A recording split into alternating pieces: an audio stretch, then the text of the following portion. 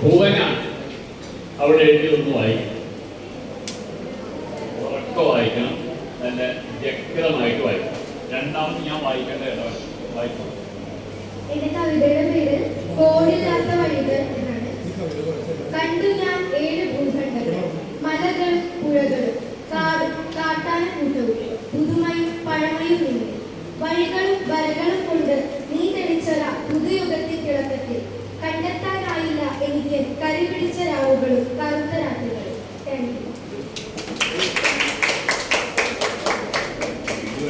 ഞാനത് വായിക്കും.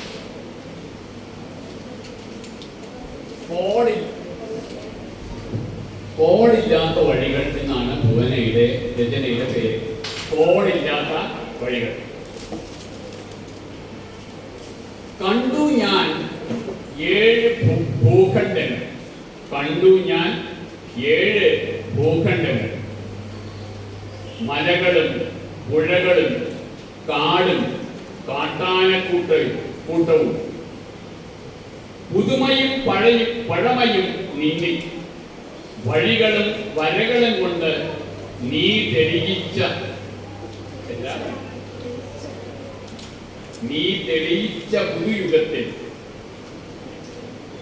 പുതുയുഗത്തിൻ തിളക്കത്തിൽ. കണ്ടെത്താനായില്ല എനിക്കെന്റെ കരിപിടിച്ച രാവുകളും കറുത്ത രാത്രികളും.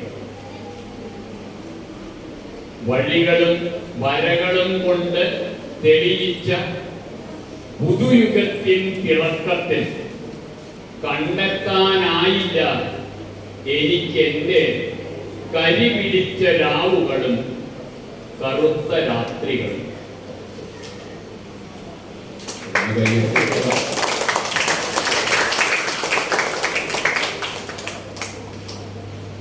ഈ കരിപിടിച്ച രാവും കറുത്ത രാത്രി ഏതാണ്ട് ഒരു കാര്യം ആവർത്തിച്ച് വന്നൊരു സ്വഭാവം തോന്നില്ലേ? ഇല്ലേ? അപ്പൊ നമുക്കൊന്ന് നോക്കിക്കോ.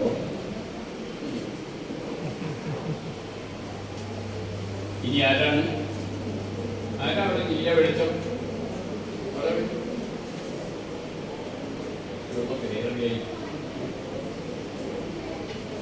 കഴിഞ്ഞില്ലേ? ഇനി ആരാ വരുന്നേ?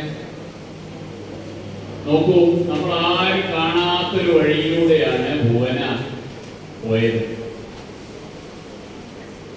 QR കോഡ് സ്കാൻ ചെയ്താൽ എനിക്ക് പൈസ അടയ്ക്കാൻ പറ്റും എന്നല്ല അവിടെ എഴുതിയതാണ്. ശരിയാണോ? ആരെഴുതിയാലും ശരിയാവുക?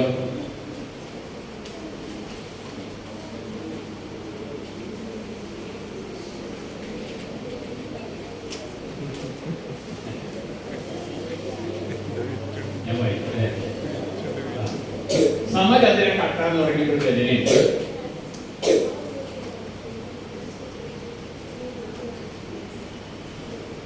ഒരു സമചതുര കട്ട അത് മറിച്ചൊരു ലോകമാണെന്നത് സത്യം. ഒരു കാലം ഞാനതിനുള്ളിൽ പോയാൽ നോട്ടുകൾ തുള്ളിക്കളിക്കുന്നു, മധുരമാം സ്വരങ്ങൾ നീന്തി തുടിക്കും. നോട്ടുകൾ തുള്ളിക്കളിക്കും, മധുരമായ സ്വരങ്ങൾ നീന്തി കളിക്കും.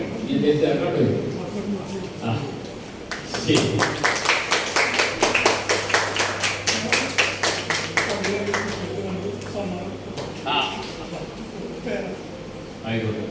അപ്പൊ ഭുവന ആദ്യം വരും.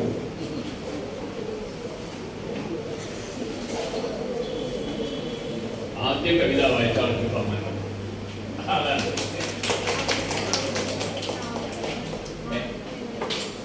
കാവുകൾ എന്നാണല്ലേ?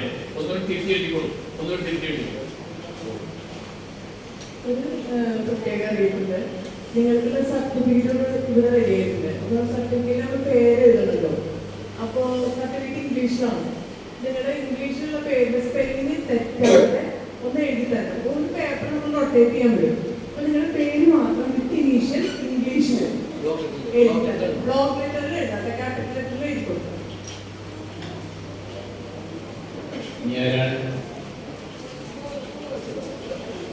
ഇതിലെ വരും, ഓടി വരൂ.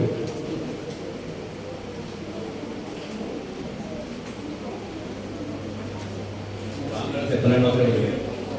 5ാം ക്ലാസ്സിലേക്കാണ്. പേരെന്താ? അക്ഷത. 5ാം ക്ലാസ്സിൽ വെച്ചിട്ട് പോയി. കട്ടട ചേർത്തല ചിത്രത്തിലെ സ്കാൻ ചെയ്യുന്നത് 5 ആളുകൾ. കുറെ അക്കങ്ങൾ ചേർത്തിട്ട് കൂട്ടി വരച്ചിട്ട് പൈസ അടയ്ക്കുന്നു ശബ്ദത്തോടെ, പൈസ അടയ്ക്കുന്നു ശബ്ദത്തോടെ. പുസ്തകം വായിക്കാൻ അറിയാത്ത പോലെ QR കോഡുകൾ സ്കാൻ ചെയ്യുന്നില്ല, സ്കാൻ ചെയ്യുന്നില്ല.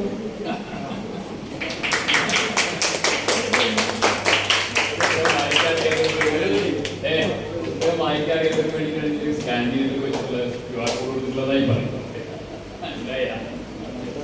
ശരി, അടുത്ത ആരാണ്?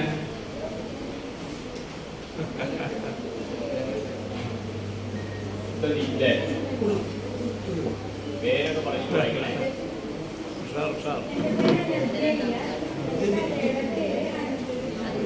അനന്ത വിഹായസ് എന്നാണ്. അന്ന് നല്ലോണം ചേർത്ത് വായിക്കും.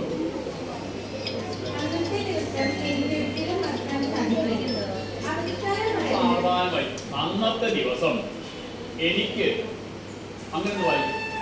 അന്നത്തെ ദിവസം എനിക്ക് ഒരിക്കലും മറക്കാൻ സാധിക്കില്ല. അവധിക്കാലമായതിനാൽ എന്നും ഞാൻ പൂന്തോട്ടത്തിലും എൻ്റെ വീട്ടിലെ ഗ്രന്ഥശാലയിലുമാണ് ഏറെ സമയം ചിലവഴിക്കുന്നത്. അങ്ങനെ എനിക്ക് എൻ്റെ അച്ഛൻ ഒരു പുസ്തകം സമ്മാനിക്കുന്നു. കാട് എന്നായിരുന്നു പുസ്തകത്തിൻ്റെ പേര്. ഞാൻ വായന തുടങ്ങി. വായിച്ച് 2 പേജ് കഴിഞ്ഞപ്പോൾ ഞാൻ ഒരു കൊടുവനത്തിൽ എത്തുന്നു. കാറ്റ് മരങ്ങളോട് കിന്നിരിക്കുന്നു. കളകളം പാടുന്ന പുഴയും കാട്ടുചോലയ്ക്ക് താളം നൽകിയത് മധുരസ്വരം ഒഴിക്കുന്ന കിളികളായിരുന്നു. ഒന്ന് മഴ പെയ്താൽ കൊള്ളാമെന്ന എന്റെ ചിന്ത കാട് മനസ്സിലാക്കി. എനിക്ക് സമ്മാനിച്ചത് വൃക്ഷങ്ങളുടെ പൂമഴയായിരുന്നു. പിന്നീടുള്ള വീതി എനിക്ക് വേണ്ടി കാത്തിരിക്കുകയായിരുന്നു. പച്ച പട്ട് വിരിച്ചതുപോലെ അവർ എന്നെ സ്വീകരിച്ചു. അവിടെ നിന്ന ഞാൻ ഒരു കൂട്ടുകാരിയെ ഉണ്ടാക്കി. ഒരു കിളിയായിരുന്നു അത്. എനിക്ക് അതിശയം തോന്നിയത് അതിന്റെ സംസാരശേഷിയായിരുന്നു. മിന്നു എന്ന് ഞാൻ അതിനെ പേരിട്ടു. എനിക്ക് ഒരു സുവർണ അവസരവും ലഭിച്ചു. ഒരു യാത്ര അനന്തവിഹായത്തിലൂടെ. 100 പോലെ ഒഴുകുന്ന നദി കണ്ടപ്പോൾ നേരിൽ കണ്ടാൽ വളരെ വലുതായി തോന്നി. മരങ്ങളുടെ കൂട്ടം മൺപുറ്റ് പോലെ നിൽക്കുകയാണ്. അങ്ങനെ പഞ്ഞിക്കെട്ടിലൂടെയുള്ള യാത്രയോടുകൂടി ഞാൻ തിരികെ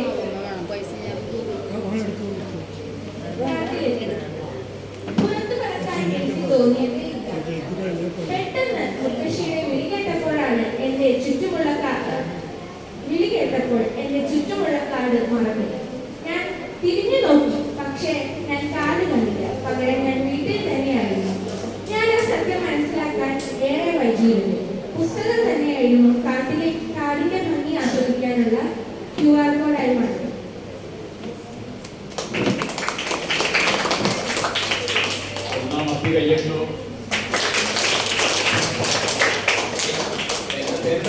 കാര്യം പറയണ്ടേ?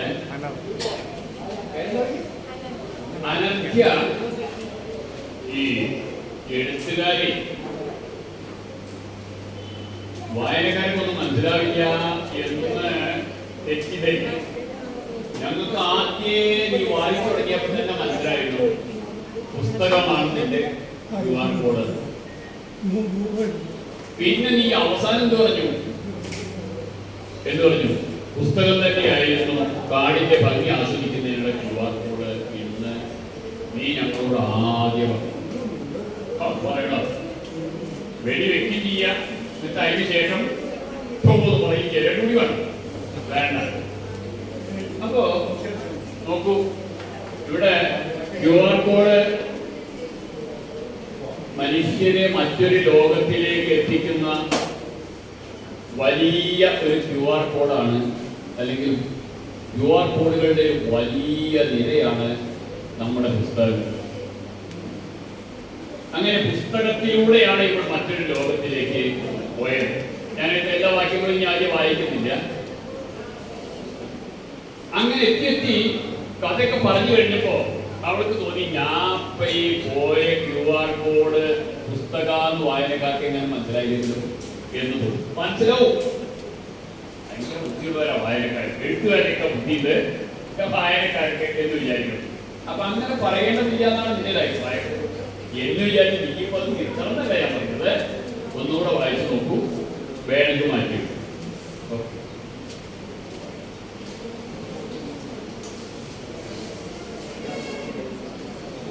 എന്താ സീരിയലിനെ മനസ്സിലാവും? എന്നെ അധികം വായിക്കാം. എന്താ പേരെന്താ? ശ്രേയസ് ഉറക്കെ വായിക്കും. ഞാനൊരു കോഡ്, ഒരു QR കോഡ്. മുക്തി വരച്ച വഴികൾക്കുള്ളിൽ നമ്മൾ കാണുന്ന പലതും പലതും. ഈ ലോകം QR കോഡിന്റെ ലോകം.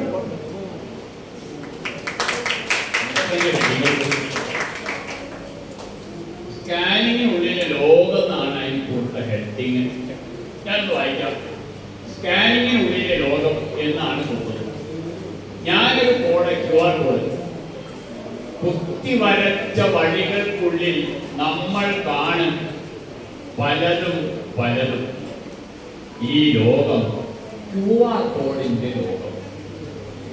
അതിപ്പോ എന്ത് ഉദ്ദേശിച്ചു നമുക്ക് ശരിയാ, പക്ഷെ നമുക്ക് ചിലക്ക് തോന്നുന്നുണ്ട് ഈ ലോകം QR കോഡിന്റെ ലോകം. നന്നായിട്ടുണ്ട്. പക്ഷേ ആദ്യത്തെ ഹെഡിങ് എനിക്ക് അതിനാണ് ചേർന്ന് മോദിയില്ല. നമുക്ക് അത് മാറ്റാൻ പറ്റുമെന്നുള്ളതൊന്ന് ഒന്നുകൂടി പുകയ്ക്കണം. ഈ രചനയ്ക്ക് പാകത്തിലുള്ള ഹെഡിങ് ആയി എന്ന് എനിക്ക് തോന്നിയില്ല. എന്റെ തോന്നലാവും കേട്ടോ, വയസ്സായി എന്റെ കുഴപ്പമാവും. ഓക്കെ, ഒന്നുകൂടി ആലോചിക്കും. ഹെഡിങ് ഒന്നുകൂടി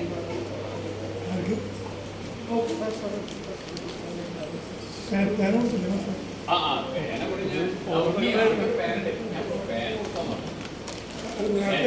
കൂടി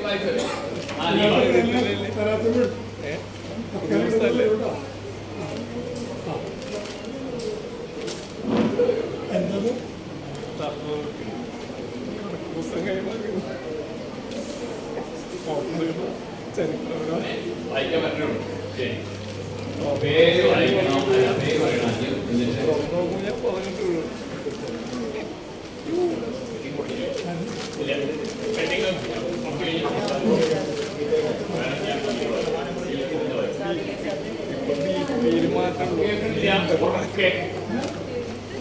അങ്ങോട്ടും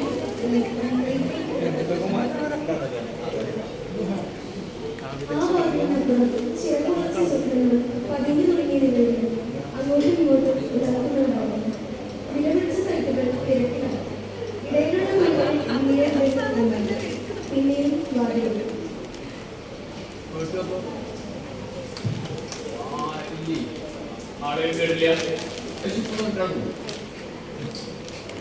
ഞാൻ വായിക്കാം. ആ വാതിലിനപ്പുറം ചിറകുമുളച്ച സ്വപ്നങ്ങളും പതിഞ്ഞു തുടങ്ങിയ നിലവിളികളും.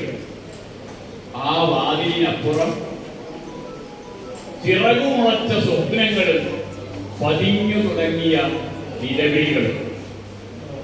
അങ്ങോട്ടും ഇങ്ങോട്ടും ഉല്ലാസമുണ്ടായിരുന്നു. ആരൊക്കെ?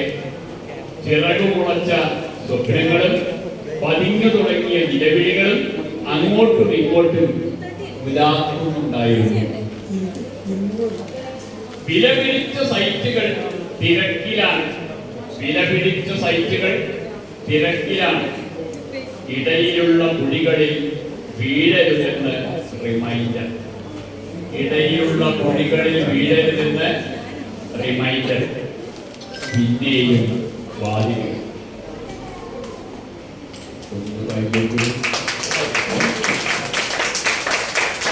മലയാളികൾക്ക് ഭയങ്കര ഫിറ്റാണ്. വേറെ ആളെ എന്തെങ്കിലും ചെയ്ത് നന്നായി എന്നാണ് പറഞ്ഞത്. ശരി,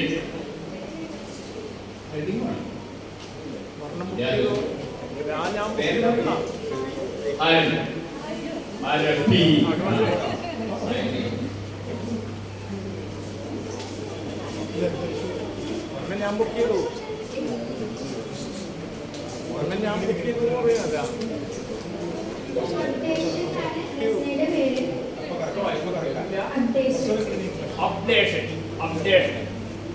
അവർ QR കോഡ് സ്കാൻ ചെയ്തു.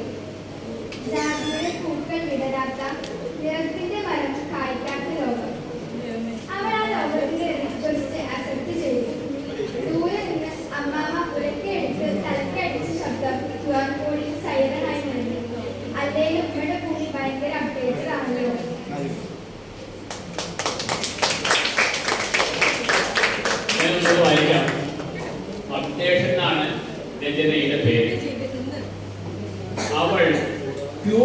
കോഡ് സ്കാൻ ചെയ്യും.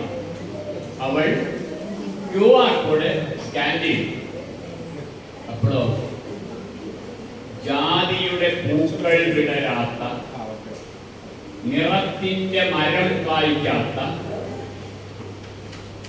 ലോകം, ജാതിയുടെ പൂക്കൾ വിടരാത്ത, നിറത്തിന്റെ മരം കായ്ക്കാത്ത ലോകം. അവൾ ആ ലോകത്തിന്റെ റിക്വസ്റ്റ് ആക്സെപ്റ്റ് ചെയ്തു. അവൾ ആ ലോകത്തിന്റെ റിക്വസ്റ്റ് ആക്സെപ്റ്റ് ചെയ്തു. അപ്പോഴോ ദൂരെ നിന്ന് അമ്മാമ ഉലക്കയെടുത്ത് തലക്കടിച്ച ശബ്ദം. ദൂരെ നിന്ന് അമ്മാമ ഉലക്കയെടുത്ത് തലക്കടിച്ച ശബ്ദം. QR കോഡ് സൈറണായി മുഴങ്ങി. അല്ലേലും ഭൂമി ഭയങ്കര അപ്ഡേറ്റഡ് ആണല്ലോ. അല്ലേലും നമ്മുടെ ഭൂമി ഭയങ്കര അപ്ഡേറ്റഡ് ആണല്ലോ.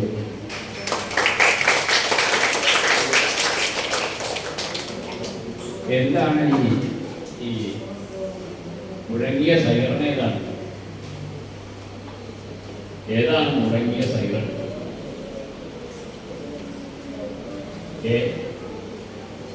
ഏത് ലോകത്തിലേക്കാണ് നാം അപ്ഡേറ്റ് ചെയ്ത് പോവാൻ ഉദ്ദേശിക്കുന്നത്?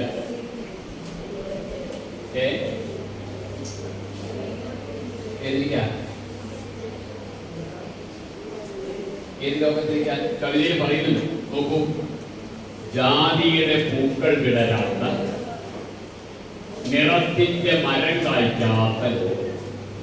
ജാതിയുടെ പൂക്കൾ വിടരാത്ത, നിറഭേദങ്ങളുടെ വർണ്ണവെറിയുടെ മരം കായ്ക്കാത്ത ലോകത്തിലേക്ക് നമ്മൾ പ്രവേശിക്കാൻ തുടങ്ങുമ്പോൾ ഞങ്ങളെ മാതിരിയുള്ള പഴയ മനുഷ്യര് നിങ്ങളുടെ മണ്ടക്കടിക്കുന്നു എന്നാണ് അവിടെ പറഞ്ഞത്. അല്ലേ? പഴയ മനുഷ്യർ, ചെറിയ കുട്ടികള്, പുതിയ തലമുറ ജാതിയുടെ ഭേദങ്ങളില്ലാത്ത, നിറത്തിന്റെ ഭേദമില്ലാത്ത, ഭാഷയുടെ ഭേദമില്ലാത്ത, മതത്തിന്റെ ഭേദമില്ലാത്ത ലോകത്തിലേക്ക് പോകുമ്പോൾ ഞങ്ങൾ പിന്നിൽ നിന്നിട്ട് എന്ത് ചെയ്യും? പഴയ ലോകം നമ്മുടെ മണ്ടക്കടിക്കും. ഈ പഴയ ലോകം അടിക്കുന്ന അടിയുടെ സൈറനെ കുറിച്ചാണ് ഈ രചന നമ്മളെ ഓർമ്മിപ്പിക്കുന്നത്.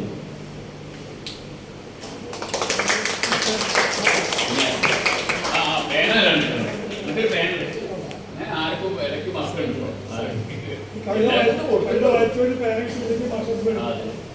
രണ്ട് മൂന്നും മുഴുവൻ ഉണ്ട്. ഇനി ആരാണ് വരുമോ?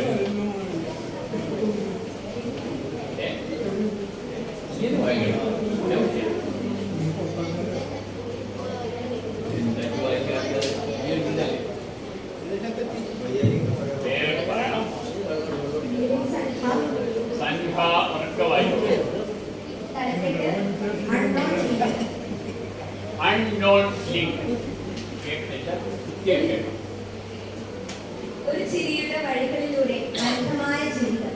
ചില യാത്രകൾ മഴ പോലെ മൃദുവാകും, മനസ്സിൽ തൊടുന്നവ.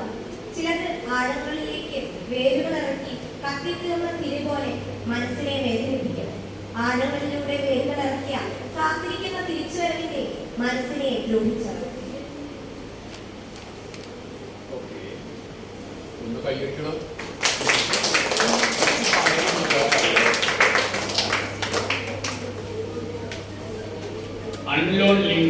അൺനോൺ ലിങ്ക് എന്നാണ് രചനയുടെ പേര്.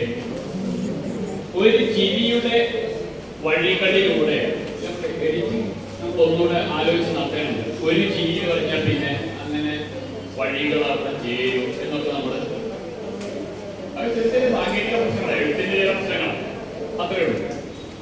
ചിരിയുടെ വഴികളിലൂടെ ചിരിയുടെ വഴികളിലൂടെ അനന്തമായ ജീവിതം. ചില യാത്രകൾ മഴ പോലെ മൃദുവാകും, മനസ്സിൽ തൊടുന്നവർ.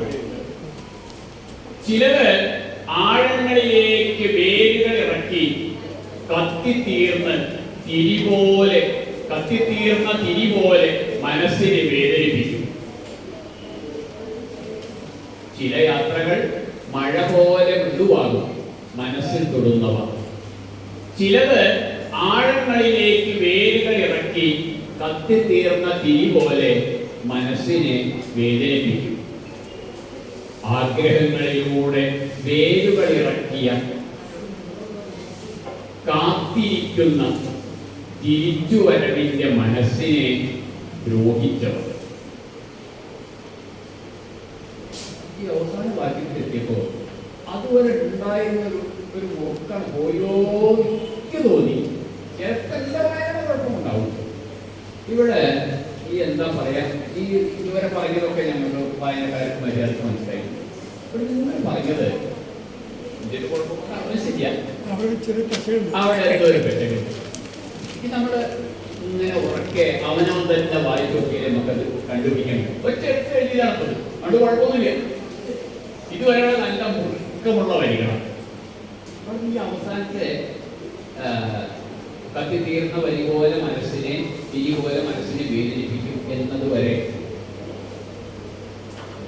നല്ല മുറുക്കുണ്ട്. ചിലപ്പോൾ അവിടെ നിന്നാൽ പോലും ഇതൊരു രചനയായി.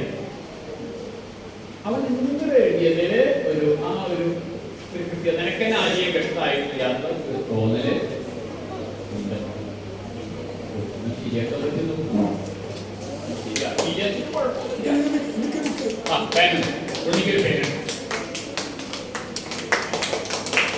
ഇനി ഏതാണ്ട് വരും.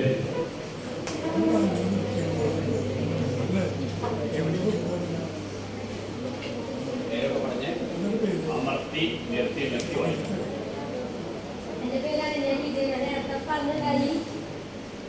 രചനയുടെ പേര് കരിങ്കട്ട കാഴ്ചകൾ.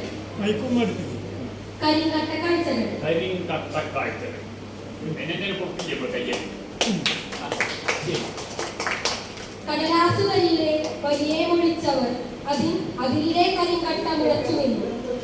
ചെയ്യാത്ത കണ്ണിന്റെ തുടുപ്പിന്റെ കരിമണി ചാലു ഉയർന്നതിൽ മായമാണ്.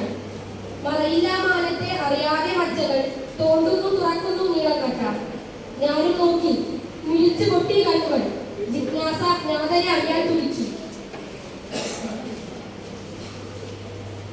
തഴുകിയ ഓമന കാളയെ കണ്ടിനാൽ മറ്റൊന്നിൽ അക്കങ്ങൾ സിനിമകളാണ്. ഞാനുണ്ടോ അറിയുന്നു ഈ മായാലോകം. മാനവ നാട്ടിൽ ഞാൻ വരത്തുപോക്കൻ. ചുരുളറിയ ചർച്ചകൾ, കരിങ്കട്ട കരുവുകൾ, കുട്ടിക്കുറങ്ങൻ ഞാൻ ചിലതാണ്. കുട്ടിക്കുറങ്ങൻ ഞാൻ ചിലതാണ്.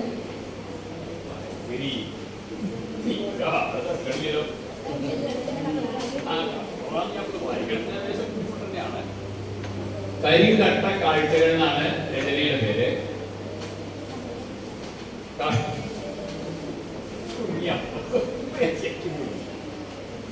കടലാസു തരിയിലെ വലിയ മൊഴിച്ചവർ, അതിനതിരിലെ കരിങ്കട്ട മുഴങ്ങുന്നു. കടലാസു തരിയിലെ വലിയ ഒഴിച്ചവർക്ക് എന്തിനാ നമ്മൾ അങ്ങനെയുള്ള വാക്കുകൾ ഉപയോഗിക്കുന്നത്? നമ്മൾ ഈ ടീച്ചർമാരോട് വാക്കുകളൊക്കെ നമ്മളെ ഈ കുട്ടികളോട് വർണ്ണന ഉള്ളതാണ്. വർണ്ണന അപ്പൊ ഞങ്ങൾ വാദകേട്ടാണ്, മാഷന്മാർക്ക് ടീച്ചർമാർക്ക് വാദകേട്ടാണ്.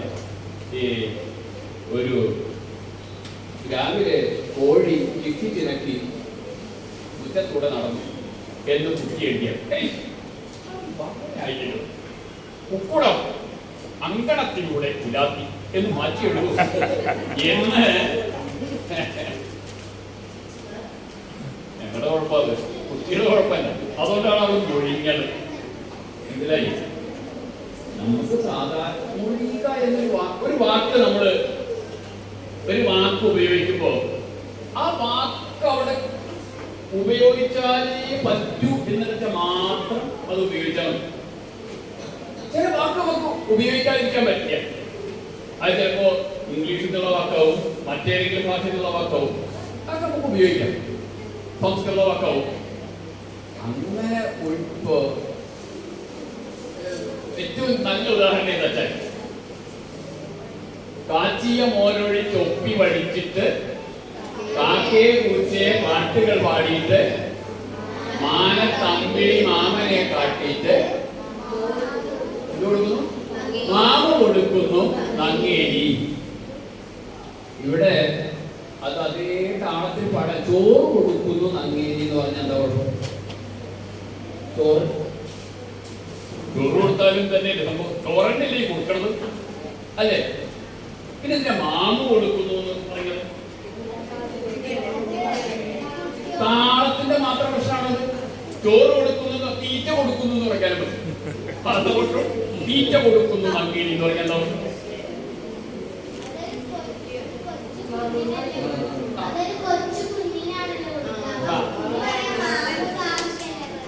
കുഞ്ഞു മാത്രമാണ് പറയുക. അതായത് വേറൊരു കാര്യം കൂടി ഇല്ല. ഈ അമ്മ കൊടുക്കുന്നത് കുട്ടിയുടെ ശരീരം നല്ല പുഷ്ടിപ്പെട്ട് വരാൻ വേണ്ടിയിട്ടുള്ള എന്താണ് എന്ത് ഭക്ഷണമാണ്? പോഷക സമൃദ്ധമായ ഭക്ഷണം കൊടുക്കുക മാത്രമല്ല അമ്മ ചെയ്യുന്നത്. അമ്മ ഇങ്ങനെ ആ ചോറൊക്കെ ഇങ്ങനെ കുഴച്ച് ലേശം മോരൊക്കെ കൂട്ടി കുഴച്ച് ആ പ്ലേറ്റിന്റെ പക്കത്തൊന്നിങ്ങനെ വടിച്ച് വെണ്ണ പോലെ ആക്കിയിട്ട് അങ്ങനെ വായിൽ വെച്ച് തരുമ്പോ അതിൽ ഈ ചോറിലില്ലാത്തൊരു സാധനമുണ്ട്. അതായത് പ്രശ്നം.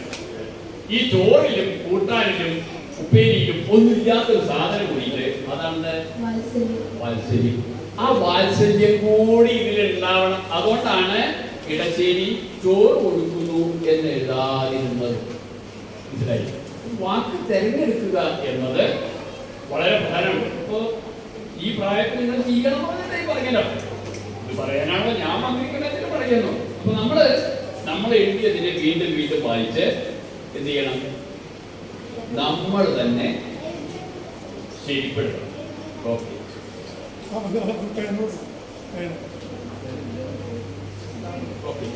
ഒന്നുകൂടി വായിക്കാൻ പാത്രം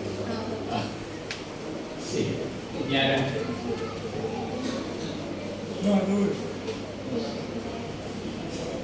വടിവാ മകനെ എന്താ പേരൊക്കെ പറയുന്നത്? അമൽ കൃഷ്ണായി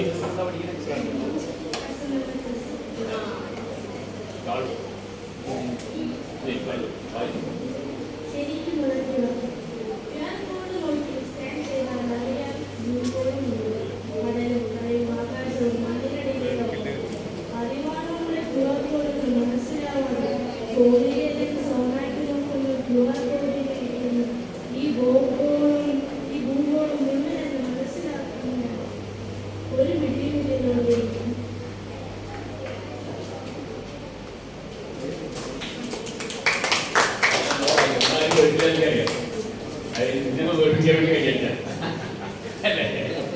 അങ്ങനെ സ്കൂളിൽ ചെന്നാൽ യഥാർത്ഥത്തിൽ കുട്ടികൾ പഠിക്കുന്ന കാര്യത്തായിരിക്കും ഈ ചോദിക്കണ മാഷ് അല്ലെങ്കിൽ ടീച്ചർ ആഗ്രഹിക്കുന്ന ഉത്തരം എന്താണോ അത് പറയാനാണ് പഠിക്കുന്നത്.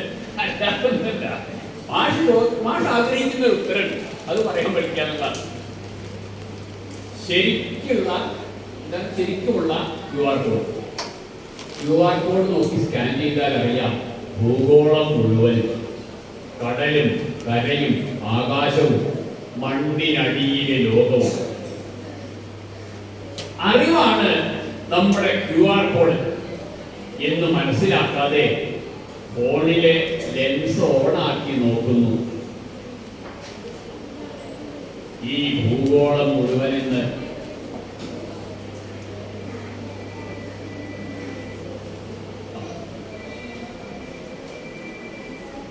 മനസ്സിലാക്കും ഞാൻ. ഒരു പിടിയുമില്ലല്ലോ ദൈവമേ. അവിടെ ഒരു പിടിയുമില്ലല്ലോ ദൈവമേ. നമ്മളെ ഒരു പിടിയുമില്ലാത്തൊരു ലോകത്തിലേക്ക് കൊണ്ടുപോകുന്നുണ്ട് ഈ സാധനം.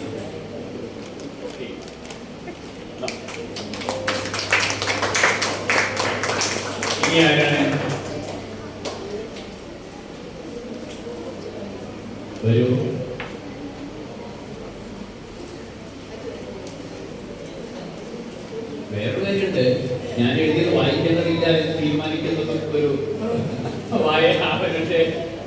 ശരി.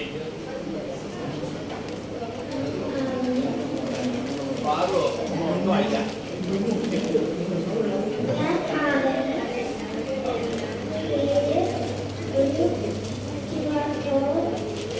ഒരു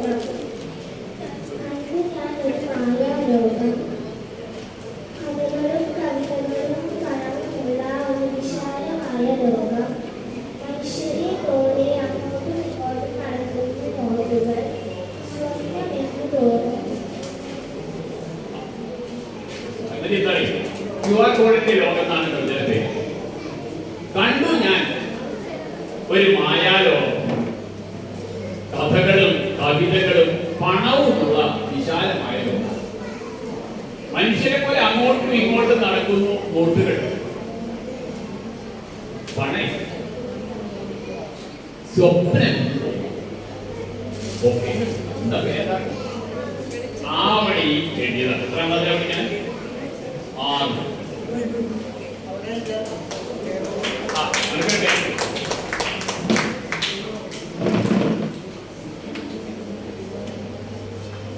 ഇനി ആര് വരും?